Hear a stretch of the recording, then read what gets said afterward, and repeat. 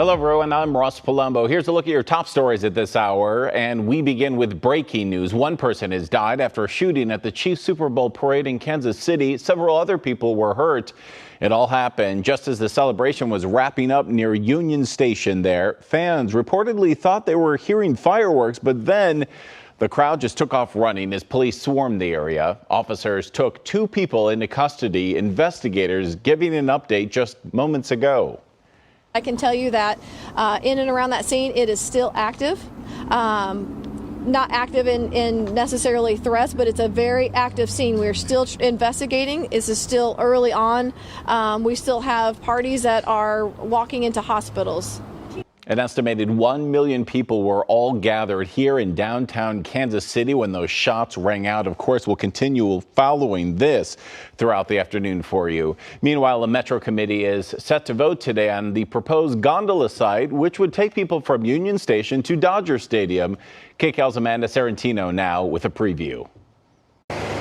I'm Amanda Sarantino, right outside Dodger Stadium, and we know when we go to a baseball game, there is so much traffic trying to just get in here and in the surrounding area. So this has been in talks for years to try to help alleviate that with a gondola taking people in the air from Union Station to here. It's about 1.5 miles.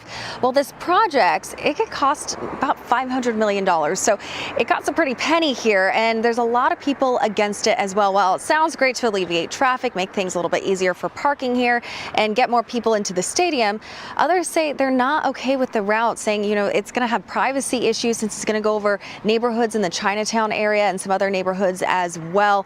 Also, it's going to it will mess with gentrification. That's another issue, and a lot of opposition to this. So today, the Metro Committee will be meeting to discuss this and to discuss if they want to move it forward. So we're going to be hearing from that and hearing from them about what exactly is those next steps and how soon we could see it. It could be 2028. This gondola could be completed. So we're going to have details on that meeting and also talk to people that are for and against that gondola as well, coming up on Kcal News.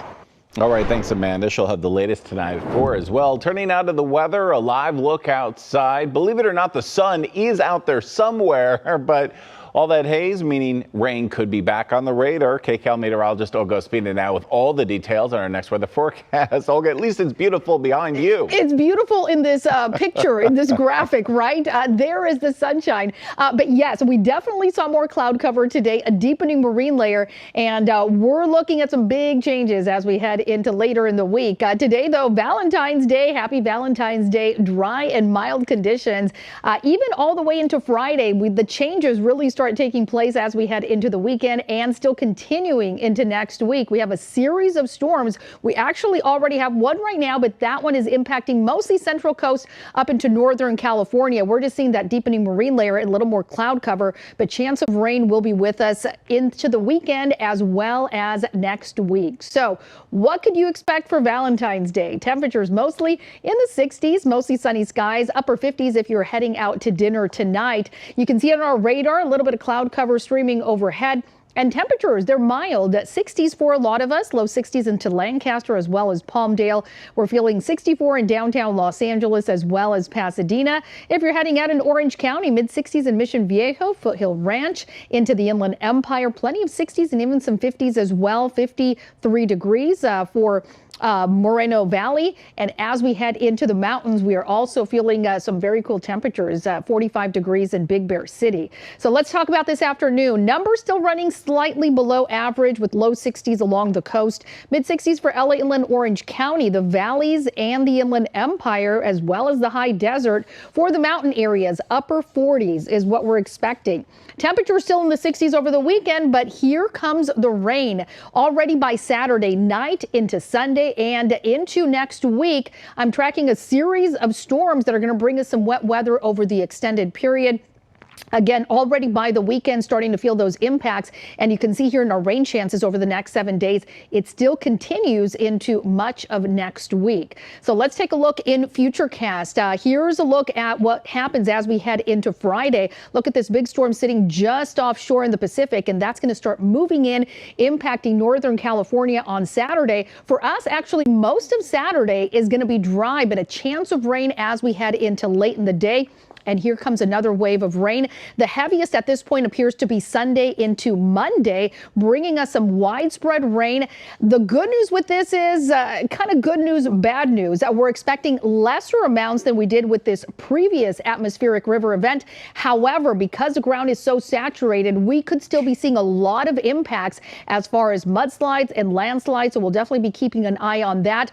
Ventura County could be hardest hit out of LA into Orange County as well as the Inland Empire. And there is a chance of this rain still continuing into Wednesday.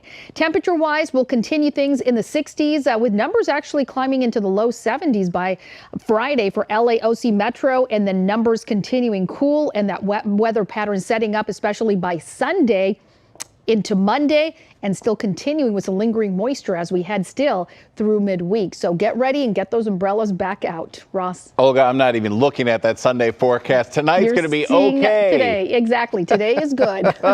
All right, thanks a lot. And of course, you can tell by Olga's beautiful dress, it is Valentine's Day. Tying the knot today for many people on this day of love. Kcal's Michelle Geely now at the OC Registrar's office for the Valentine's Day nuptials.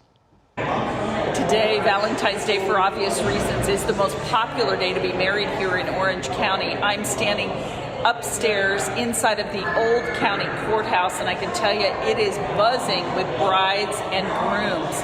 The clerk recorder who's in charge of all of this says that he's extending his hours because of the popularity of all of this. A wedding's about to take place right behind me here in this Superior courtroom. One of the supervisors, Don Wagner, who's also a lawyer, will be marrying this couple. One of them was on his staff. Now, there will be at least 230, 240 couples married in Orange County today in this old courthouse and two other locations, that being in Anaheim as well as in Laguna Hills. In order to get married, you have to be 18 years old. The process is pretty simple. There are still slots available for walk-ins. You will pay $89. You need to bring your identification. In some cases, you have to have a witness, and as I said, you need to be 18 years old. So this place is just bursting with love today. There are brides like the one here behind me in beautiful gowns. Others are just coming in street clothes, all happy, of course, to be getting married to the loves of their lives. We met a couple who've been dating for about 5 years. We met another couple who've just been dating for about 6 months, and then another who will be welcoming a baby in about a month. So all kinds of stories here, and as I said, this place today represents love. And you just heard it from Michelle. There are still slots still open at the OC Registrar's office. Happy Valentine's, everyone. This has been The Rundown. Thanks for joining us. We'll be back live at 3 right here on CBS News Los Angeles. CBS News Los Angeles, your local news, streaming wherever, whenever.